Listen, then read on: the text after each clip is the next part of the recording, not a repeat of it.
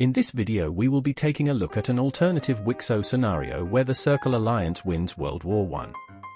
Before the video begins, I just wanted to let you know that this video has been done before by Dutch Empire Mapping, so make sure to check his version of this out too, and subscribe to him while you are there. Anyway, let's begin. We start off in episode 24, at the creation of the Circle Alliance. In our timeline, when Ukraine founded the alliance, they were able to gain 3 allies: Rome, Warsaw, and the Hittites. However, here, we see they gained some extra friends. These are Crete and Persia. These nations ended up joining the Circle Alliance in the war, and they share similar ideals to Ukraine, so they join. Next up, we see something interesting happen in the Balkans. The Farmers' Union in our timeline, after winning the war between the East and West Farmers' Union, settled the large border dispute with Bulgaria that was created after Bulgaria also joined the war and took land. However, in this timeline, the Farmers' Union does not accept these Bulgarian claims, and on New Year's Day of 1885, they launch an attack of Bulgaria. They move into the nation and see initial success, partially due to the population of these areas being in support of the Farmers' Union. However, this victory is short-lived, as Ukraine, taking massive advantage of how close the two nations' capitals are to their border, invade, to restore order. After this, both nations are forced to surrender, and a meeting is held in Sevastopol to resolve the issue. So, in the peace treaty that Ukraine draws up, we can see they benefit a lot from it. They gain many eastern provinces of both nations, taking their capitals. We can see that Bulgaria has been turned into a Ukrainian puppet state. In regards to the Farmers' Union, they get completely destroyed. They are carved up between Warsaw and Rome in the west, and the original Eastern government is restored, which joins the Circle Alliance. It is at this point where, much like our timeline, the Triangle Alliance is beginning to get very worried about the Circle Alliance's militaristic ideals, but even more so here, as they are much stronger than our timeline. Because of this, the Netherlands and the Italian Union both join the alliance. The stage is now set for the conflict, however both sides do not know how it will begin, until something happens on the Russian border. On one of the trade route roads that passes through the Russo-Ukrainian border, 2 military groups pass by each other, due to the Russian forces accidentally straying into Ukrainian territory. The two groups argue for a while, before the Russian troops fire on the Ukrainians. This begins the war. So, immediately the Ukrainians launch a full-on assault into Russia. They quickly head toward the capital city, and it appears now that Russia is all bark no bite. However, down south, something interesting happens. Just like our timeline, Mesopotamia, seeing that this is the perfect war scenario to reform their empire, join the war, along with Jordan. They quickly invade around the coast of the Hittites, and cross the border in mass. Mesopotamia also launches a small but pretty significant invasion into Persia, which allows the immediate capture of the capital. However, this success is short-lived, as Ukraine begins sending down many troops to help out their allies. Along with this, they also recruit Caspia to the war, who is not willing to let Mesopotamia regain strength. This halts the Meso-Jordanese offensive. Caspian forces are able to recapture the capital of Persia, and then they cross over the Mesopotamian border. Up north, we see Russia make slight pushbacks near their capital area, as Ukraine has moved troops away from this front. However, this does not last.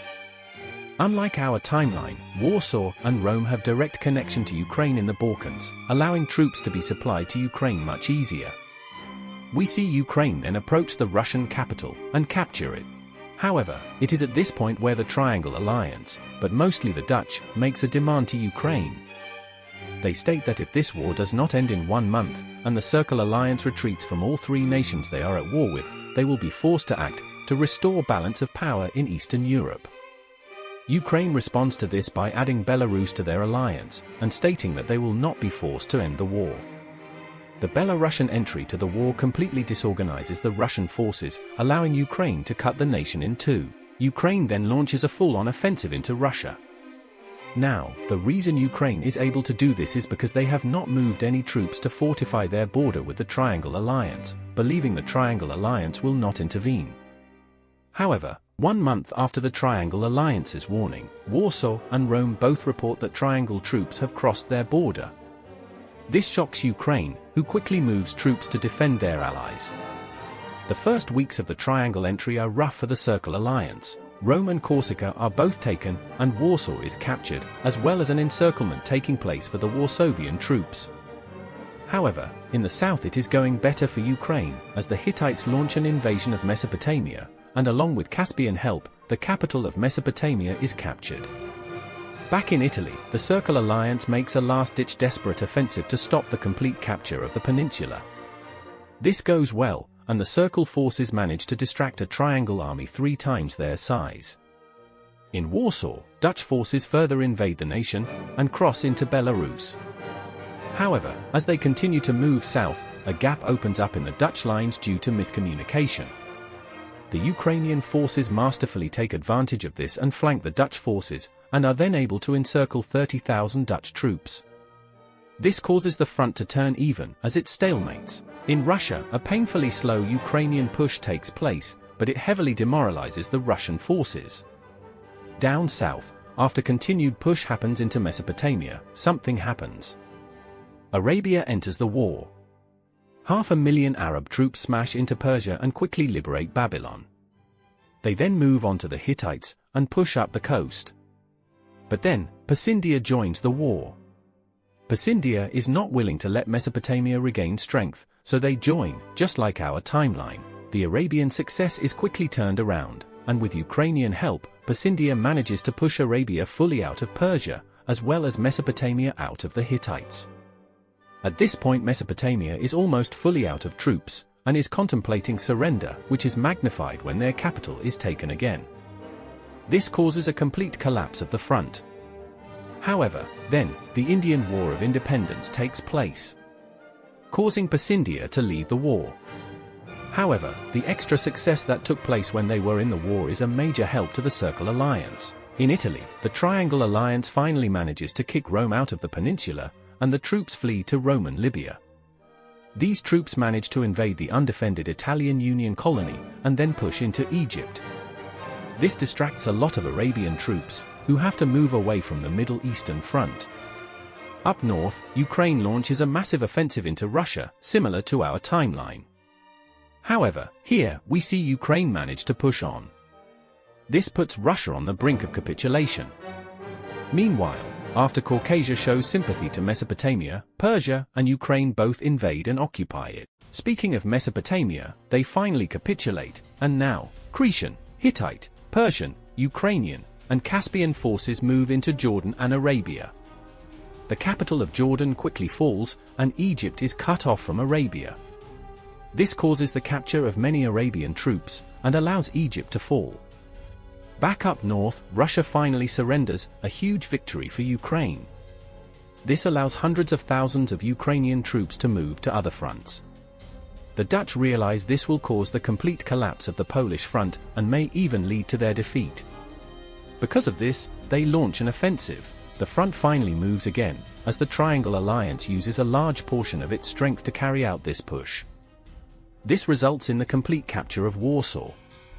A landing is made by the Italian Union in Montenegro, and the fronts are connected. However, the Ukrainian troops are now slowly arriving to the front. Down in the Middle East, we see the collapse of the Triangle Alliance's front. After a large push, Jordan surrenders, and a coup in the capital of Arabia causes them to leave the war. The Circle Alliance has won the Middle East, and now, over 1 million troops are moved to Europe. The European members of the Triangle Alliance begin heavy conscription to counteract this. The effects are quickly seen, as the Italian Union is pushed out of Rome. However, the Dutch hold on, and even see minor gains. These victories on the part of the Circle Alliance have a big effect. In Iberia, Galicia joins the war. This is a major distraction for the Triangles. In the Balkans, the Croat-Bosniak Federation is invaded by the Circle Alliance, after they refuse to let Circle forces move through their nation. This causes major logistical issues for the Dutch, who reluctantly retreat out of southern Warsaw. At this point, the people of the Triangle Alliance are calling for the end of the war, especially in Andalusia, who are seeing the brunt of the fighting by Galicia. Back to the east, the Circle forces now move into the Italian Union, and manage to capture the capital. The rest of the peninsula is then invaded from the south. This causes the Italians to capitulate. The Dutch quickly move in and manage to create a blockade at the Alp Mountains. The war has now become completely deadlocked, as all fronts are halted, except for Iberia, where Galicia is pushed back. However, a new nation joins the war that is going to completely ruin the Triangle Alliance. The African Union joins the war. In our timeline, the African Union joined in on World War II. In order to end the colonial powers' rule in Africa. However, here, they see the opportunity to do the same thing.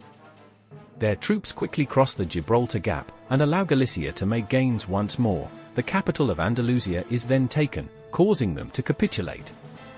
The Triangle Alliance quickly sends troops to this new front, but this causes the other front lines to collapse. Austria is invaded, Warsaw is completely liberated, and Ukraine breaks through the Alps. From here, Iberia is invaded, and now only the Dutch remain. For the good of their people, the Dutch decide it is best to surrender. The Circle Alliance is victorious in the war.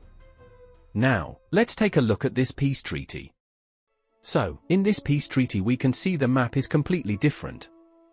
Let's start in the Americas. So, in North America we can see that the Dutch and French lose all colonies. Galicia gets a large portion of the French land, and the rest becomes independent. The Dutch colony is divided between Ukraine and Poland over the Mississippi River. The Yucatan Peninsula becomes its own nation as well. Rome is given a large portion of the Andalusian land, as well as the Caribbean. Now, let's move to Africa. In Africa, in the north, we can see that the Italian Union colony is split between the African Union and Rome. Rome also gains part of Egypt. Ukraine sets up a Sudanese colony, and splits the Catalonian colony with Galicia. Ukraine also takes Madagascar.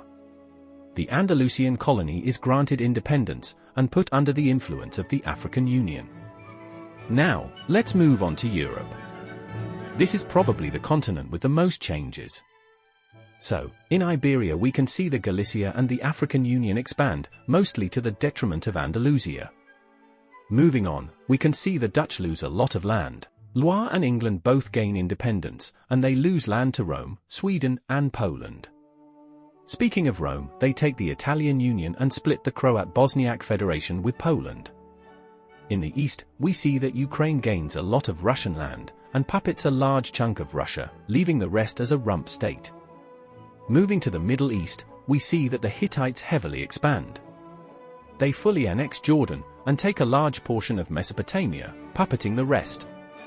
They also gain some Caucasian land.